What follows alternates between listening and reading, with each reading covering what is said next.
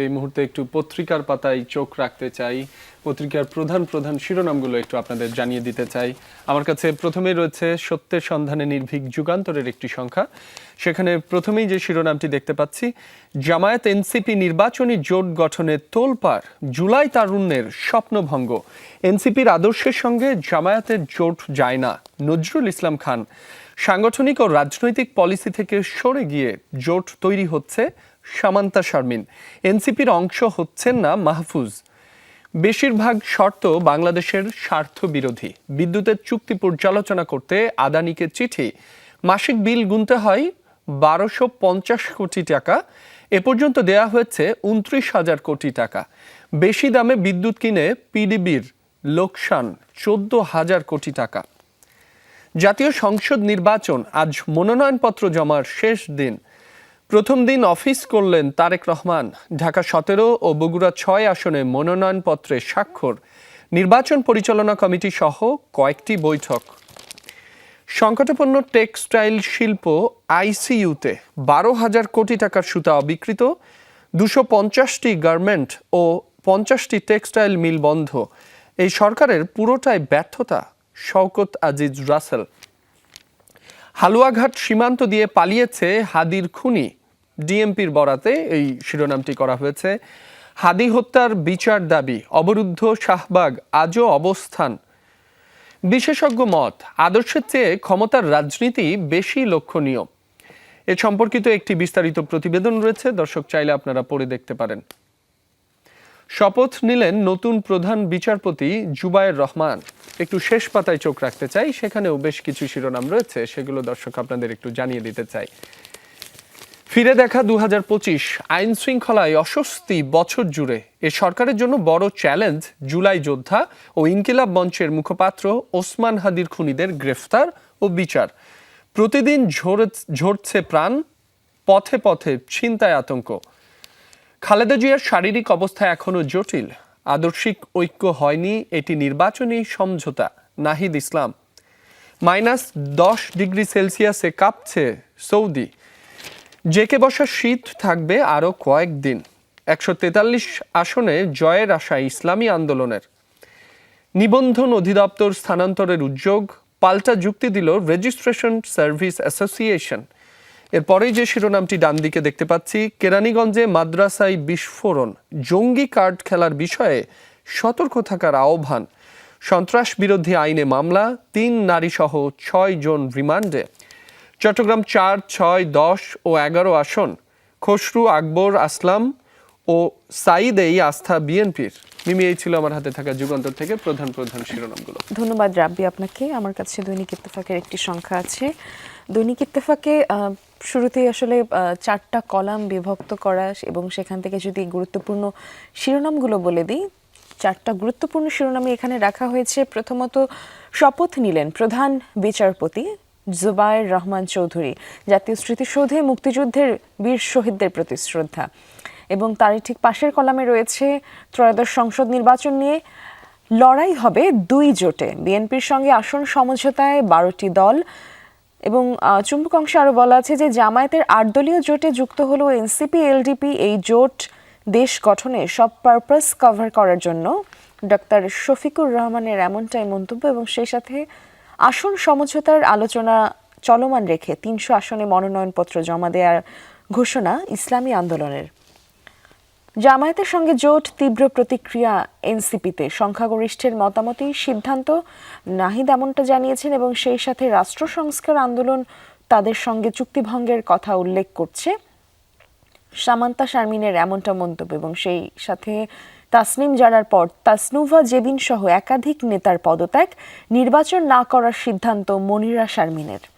তারই ঠিক পাশের কলামে রয়েছে, গতকাল বিএনপির গুলশান কার্যালয়ে প্রথমবারের মতো বসলেন তারেক রহমান। শিরোনাম আছে, ঢাকা 17 ও বগুড়া 6 আসনে মনোনয়নপত্রে সই করলেন তারেক রহমান, হলেন ভোটার তালিকায় অন্তর্ভুক্ত।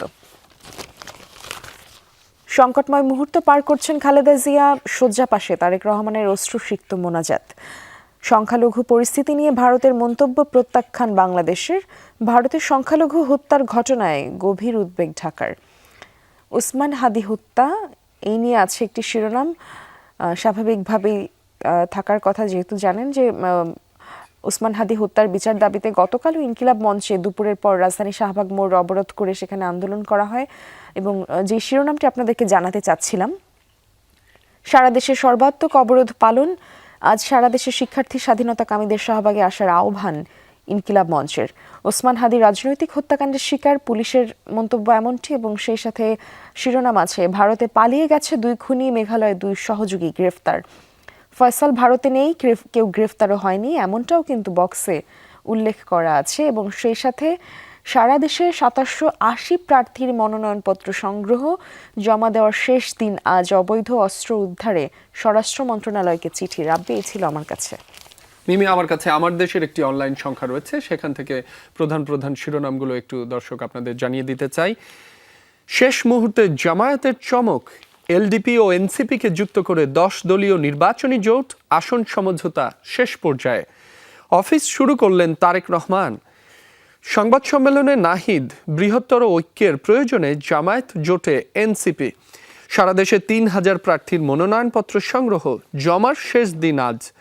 হাদির খুনিরা ভারতে পালিয়েছে, চার্জশিট 7 জানুয়ারির মধ্যেই। সংবাদ সম্মেলনে ডিএমপি, এটি পূর্ব পরিকল্পিত রাজনৈতিক হত্যাকাণ্ড, পালাতে সহায়তার অভিযোগে 11 জন গ্রেফতার, মেঘালয়ে 2 ভারতীয় নাগরিক গ্রেফতার। ত্রয়োদশ সংসদ নির্বাচন, গোপন বুথ বাড়ছে 1.5 লাখ। আমার দেশ নিয়ে মিথ্যাচারের বিরুদ্ধে মামলা মাহমুদুর রহমানের। ভারতে সংখ্যালঘু নিপীড়নে গভীর উদ্বেগ বাংলাদেশের, পররাষ্ট্র মন্ত্রণালয়ের ব্রিফিং। বাংলাদেশে সংখ্যালঘু ইস্যুতে ভারতের বক্তব্য প্রত্যাখ্যান, নিরপেক্ষ তদন্ত ও দোষীদের বিচারের আওতায় আনার দাবি। অপরাধীকে সংখ্যালঘুদের চশমায় দেখা বিভ্রান্তিকর।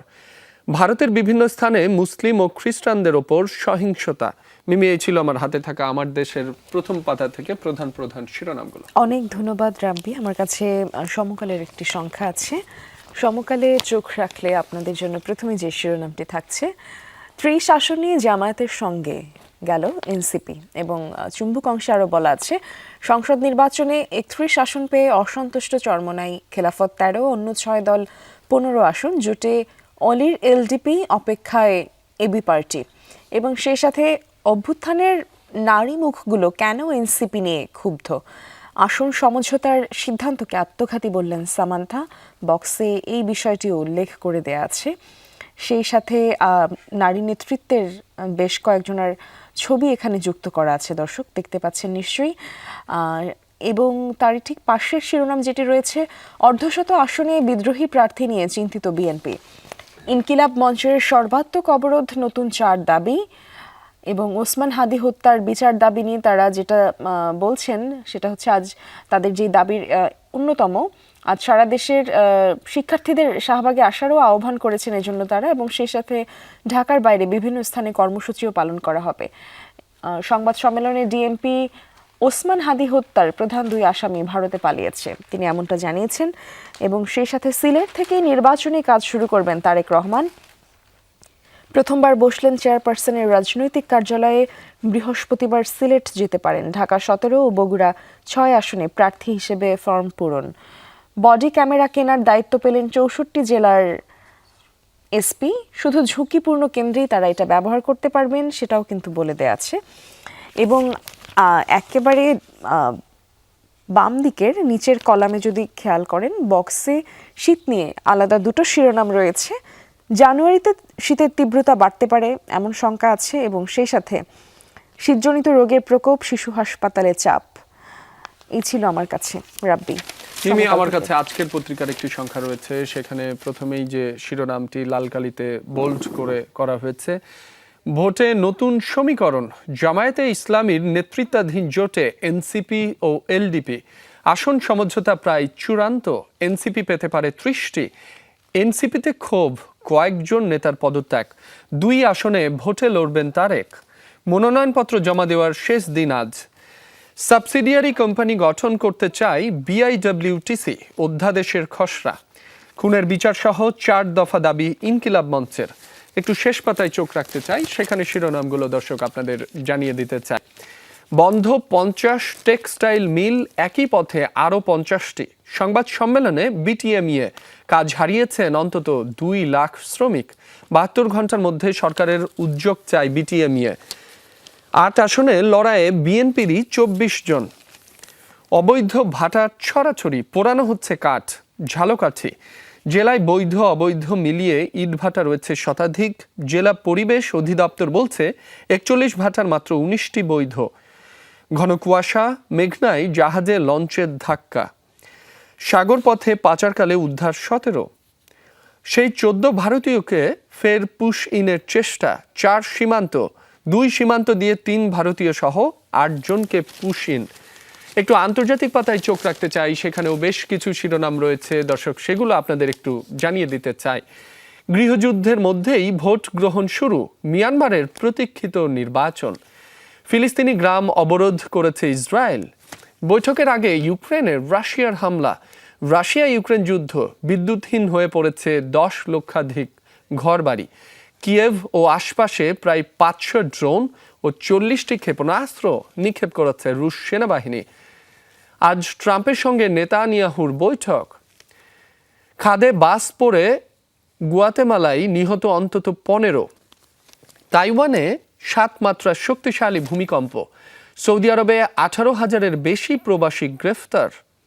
মিমি, এই ছিল আমার হাতে থাকা আজকের পত্রিকা থেকে প্রধান প্রধান শিরোনামগুলো। ধন্যবাদ রাব্বি আপনাকে। আমার কাছে দৈনিক কালবেলার একটি সংখ্যা আছে। দৈনিক কালবেলাতে লাল কালিতে মূল যে শিরোনামটি রয়েছে, বিএনপি ও জামায়াত জোটেই হবে মূল লড়াই।